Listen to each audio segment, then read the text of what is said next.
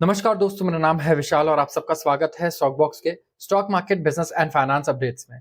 दुनिया भर में होने वाले सारे ऐसे इवेंट्स जो आपके फाइनेंसेस को इम्पैक्ट करते हैं, उसको आप एनालाइज करना सीख सकते हो, क्योंकि यहाँ पर हम दुनिया भर में होने वाले सारे इवेंट्स को, चाहे वो पॉलिटिकल हो, इकोनॉमिक हो या वॉर हो, सबको एनालाइज करेंगे, कॉज और इफेक्ट कैलकुलेट करेंगे कि हमारे इनकम, हमारे खर्चे, इन्वेस्टमेंट्स की वैल्यू, कुछ नए इन्वेस्टमेंट्स के प्रोस्पेक्ट्स किस तरीके से अफेक्ट होते हैं। अगर आपको पसंद है ऐसी वीडियोस तो इस चैनल को आप सब्सक्राइब कर लो एंड इस वीडियो को भी आप लाइक कर दो ताकि आप ऐसी वीडियोस और देख पाओ।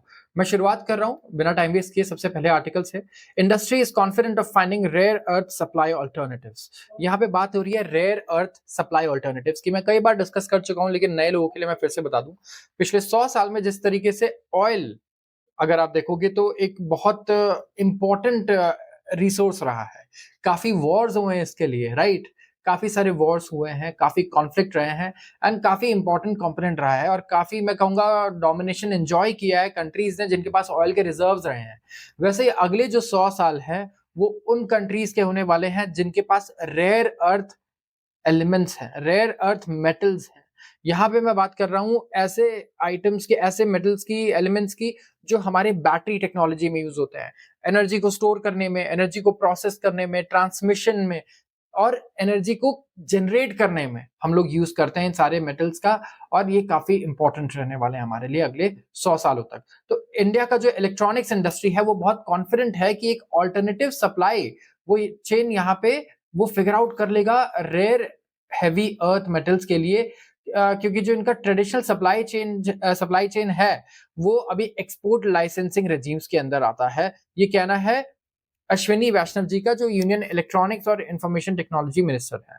तो जितनी भी डिस्कशन अभी चल रही हैं इंडस्ट्री के साथ सो फार, इंडस्ट्री ऐसा फील करती है कि ये फिगर आउट कर पाएंगे दूसरे ऑल्टरनेटिव्स। और पूरी दुनिया, अगर आप देखो ना, तो वैल्यू चेन को डाइवर्सिफाई करने की कोशिश कर रहा है इस टाइम पे। बहुत बड़ा चेंज आ रहा है एनर्जी के सेक्टर में, बहुत बड़ा चेंज आ रहा है और इसलिए आप देखो कि अपॉर्चुनिटीज कितनी आई है एनर्जी के सेक्टर में। हम लोग बात करते हैं हर रोज इन्वेस्टमेंट्स की जो रिन्यूएबल रिसोर्सेज में जा रही है, रिन्यूएबल एनर्जी सोर्सेज में जा रही है। बैटरी टेक्नोलॉजी की हम लोग बात करते हैं, बैटरी एनर्जी को स्टोर करने के लिए हम जो टेक्नोलॉजी बना रहे हैं, वो एक बहुत बड़ा, मैं कहूंगा, ऑल्टरनेटिव है इन्वेस्टमेंट्स के लिए। तो यहाँ पे मीडिया से बात करते टाइम इनॉग्रेशन के वक्त इनका ये स्टेटमेंट आया है, इस मंथ चाइना ने सस्पेंड कर दिए थे सारे सप्लाईज और एक्सपोर्ट्स क्रिटिकल मिनरल्स के। मैं बता देता हूं कि चाइना यहाँ पे डोमिनेट करता है पूरी दुनिया भर में। अगर आप उठा के देख लोगे तो जितने भी रेयर अर्थ मेटल्स हैं या फिर जो हम लोग बैटरी टेक्नोलॉजी में मेटल्स यूज करते हैं, यहाँ पे चाइना पूरी तरीके से इनका सप्लाई चेन डोमिनेट करता है। चाइना ने सप्लाईज और एक्सपोर्ट्स भी क्रिटिकल मिनरल्स के अभी बैन कर दिए थे, सस्पेंड कर दिए थे।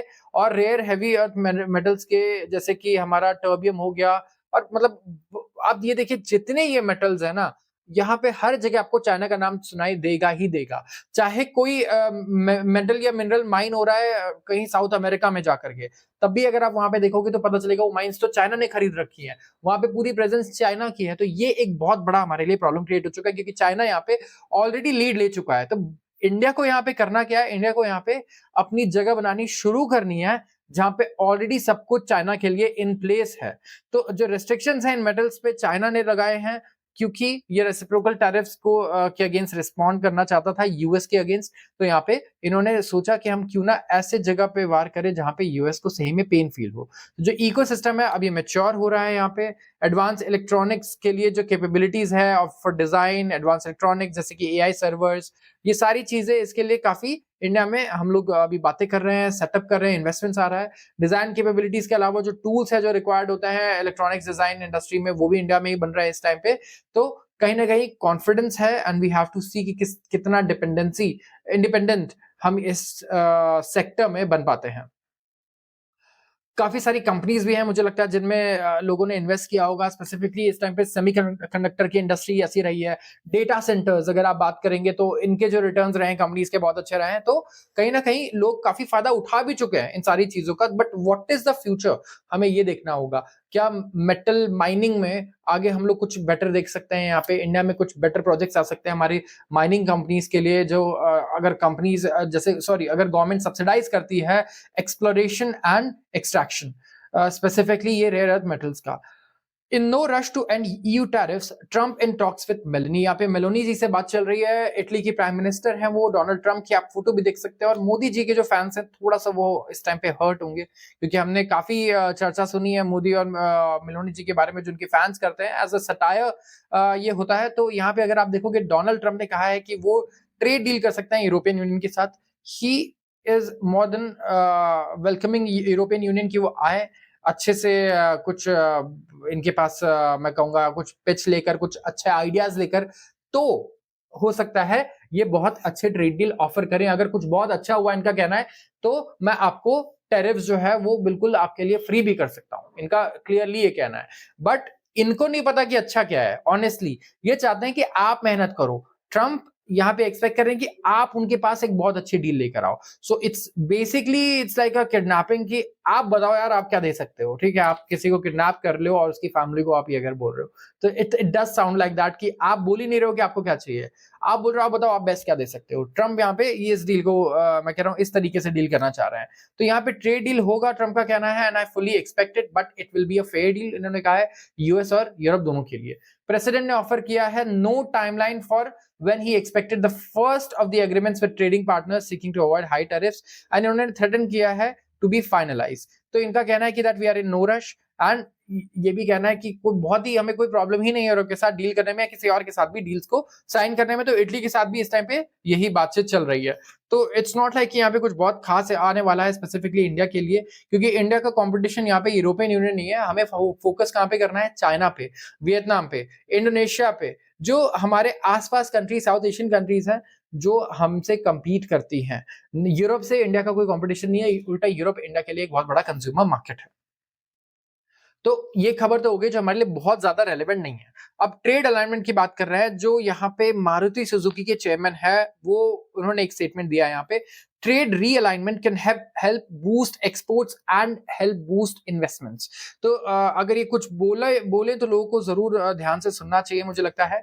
इनका कहना है कि इंडिया जो है टैरिफ वॉल्स के पीछे नहीं छुप सकता, अगर ये ग्रो करना चाहता है तो आपको टैरिफ्स हटाने होंगे, इनका ये कहना है। और इन्होंने हाईलाइट किया नेसेसिटी कि हमें एक्सपेडाइट करना होगा ट्रेड पैक्स को इन द वर्ल्ड। तो इंडियन बिजनेसेस भी ये चाहते हैं कि इंडिया क्या करे, फ्री ट्रेड अग्रीमेंट्स करे इंडिविजुअली अलग अलग कंट्री के साथ।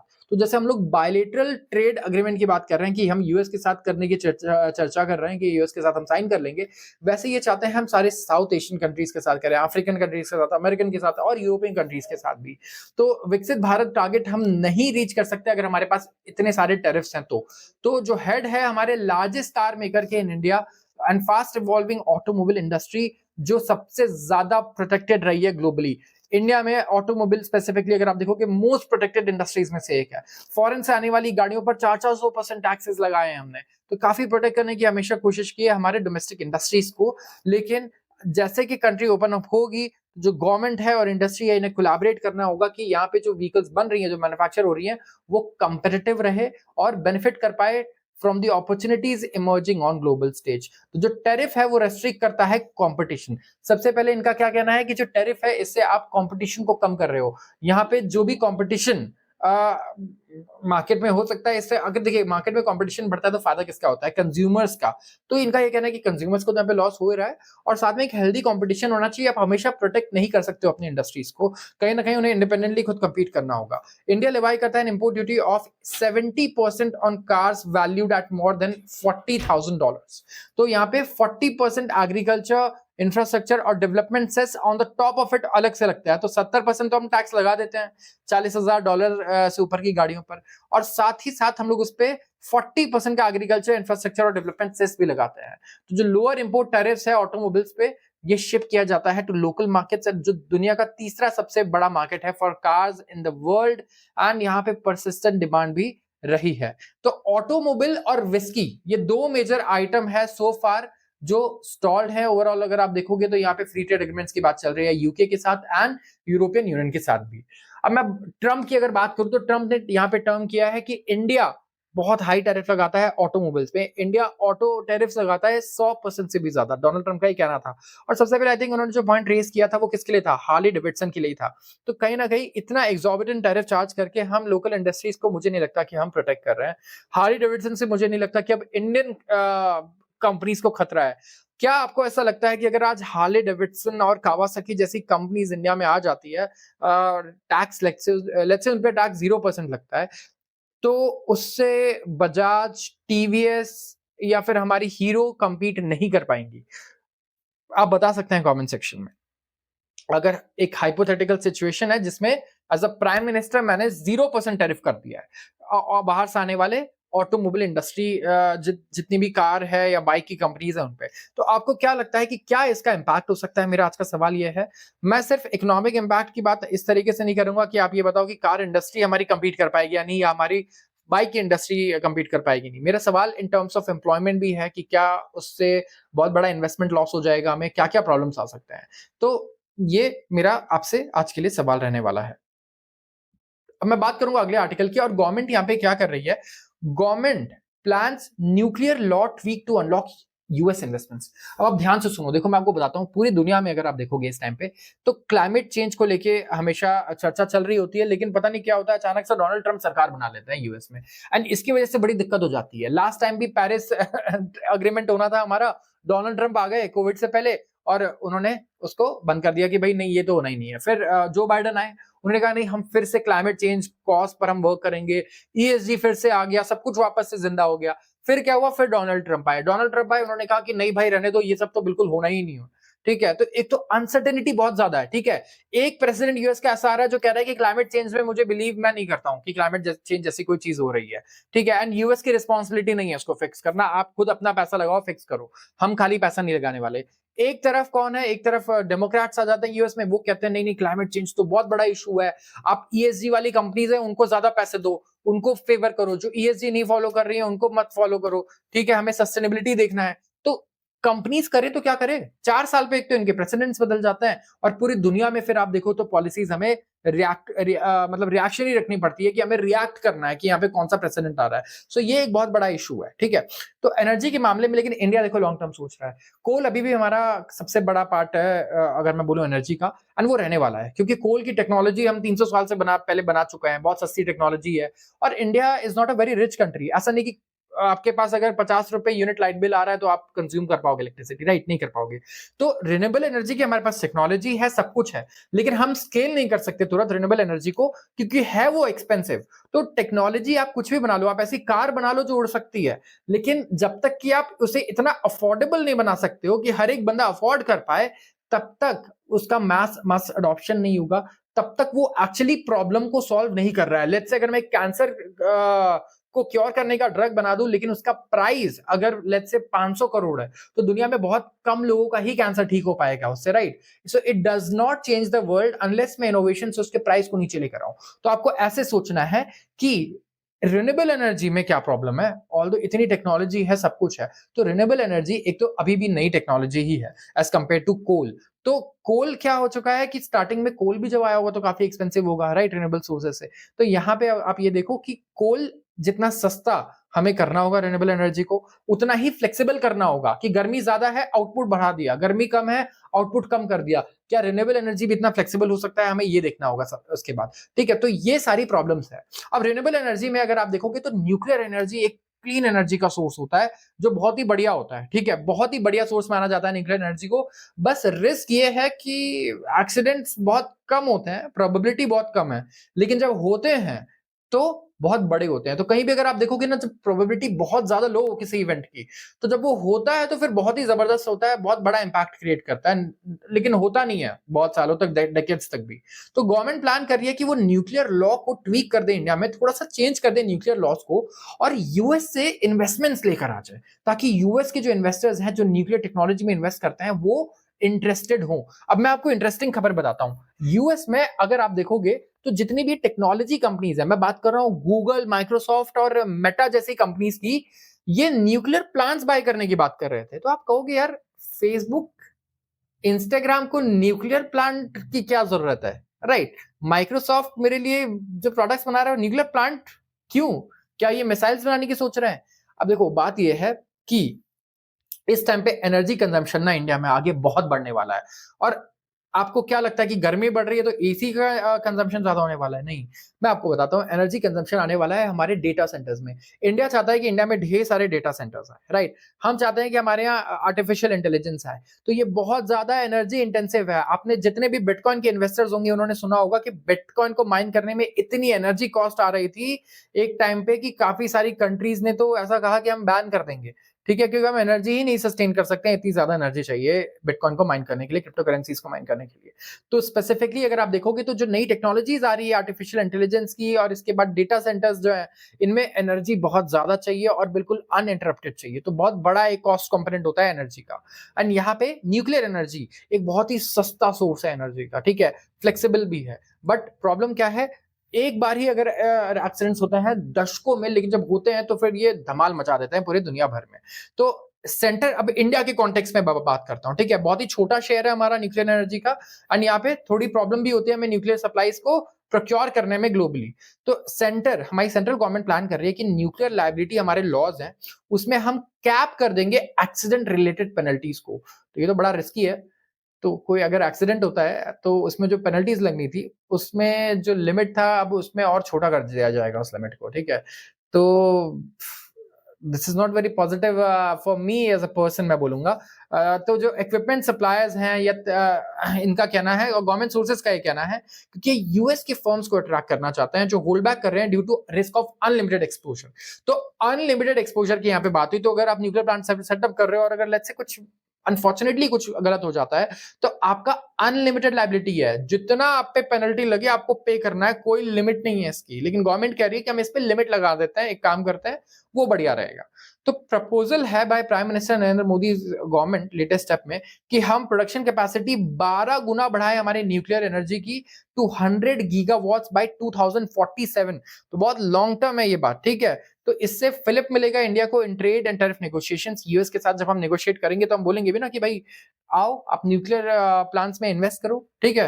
एंड यहाँ पे अगर आप देखोगे तो जो एटॉमिक एनर्जी डिपार्टमेंट है, पीएम्स ऑफिस है, फाइनेंस मिनिस्ट्री है, अभी तक कोई कमेंट नहीं आया इनका। लेकिन इंडिया को न्यूक्लियर पावर की सख्त जरूरत है, ये क्लीन भी है और ये एसेंशियल भी है and it is not very expensive. तो जो लाइबिलिटी वाला प्रॉब्लम ये है ना कि आप बेसिकली आपको पता ही नहीं कि क्या लायबिलिटी आपकी बैठ सकती है in case of nuclear accident. हो सकता है आपको $100 बिलियन पे करने को बोलते हैं, $100 मिलियन ही हो, राइट? तो कंपनीज कहीं ना कहीं शायद इससे थोड़ा प्रॉब्लम फेस कर रही हैं और इसीलिए वो हिचकिचा रही हैं इंडिया में इन्वेस्ट करने से in nuclear technology and nuclear energy. तो न्यू दिल्ली ये होप कर रहा है कि जो कंसर्न्स हैं यूएस के फर्म्स के, जैसे कि जनरल इलेक्ट्रिक कंपनी और वेस्टिंगटन हाउस इलेक्ट्रिक कंपनी, यहाँ पे ये हो सकता है कंसर्न्स थोड़े से फेड हों एंड यहाँ पे हमें कोई अच्छे इन्वेस्टमेंट्स देखने को मिले। तो let's see, let's wait and watch. Eicher stock hits record high on healthy outlook. अब मैं बात कर रहा हूँ स्टॉक्स की, ठीक है? अब तो सेक्टर्स पे बात कर रहे थे, क्लीन एनर्जी पे, अब हम स्टॉक पे आ गए। तो वो भी जरूरी है डिस्कस करना, क्योंकि हमें समझना अगर कि कोई इंडस्ट्री है उसमें क्या क्या चीजें इंपॉर्टेंट है, क्या सक्सेसफुल बनाता है एक कंपनी को एक स्पेसिफिक सेक्टर में against other companies in the same sector. तो यहाँ मैं बात कर रहा हूँ आयशर की।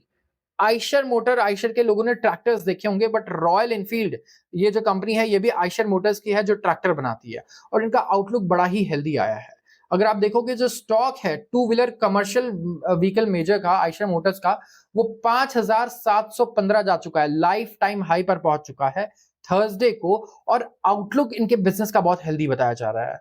एंड यहाँ पे 8.5% की रैली भी देखने को मिली है। इसमें पिछले 5 ट्रेडिंग सेशंस में क्लोज हुआ है 5,678 के ऊपर, 1.1% थर्सडे को। अब आउट परफॉर्मेंस क्यों आ रहा है रॉयल इनफील्ड में, मैं बताता हूं। आउट परफॉर्मेंस जो है प्रीमियम मोटरसाइकिल का, मार्केट लीडर का, सबसे पहले तो जो इसके पियर्स हैं उससे तो बहुत ही ज्यादा बेटर है यहाँ पे, क्योंकि अगर आप कंपैरिजन करोगे तो ग्रोथ बहुत ही बढ़िया इन्होंने डिलीवर किया है। 19% के तो गेन्स है, जबकि निफ्टी ऑटो 15% नीचे इस टाइम पे, सेक्टर 15% नीचे और ये 19% ऊपर है। तो 34% का पॉइंट गैप है, ठीक है? निफ्टी को भी इन्होंने बीट कर दिया।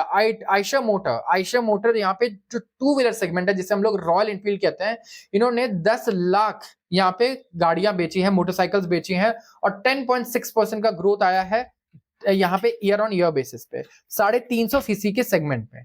एंड यहाँ पे करीब करीब 40% जो year on year sales growth आया है हमें देखने को मिल रहा है।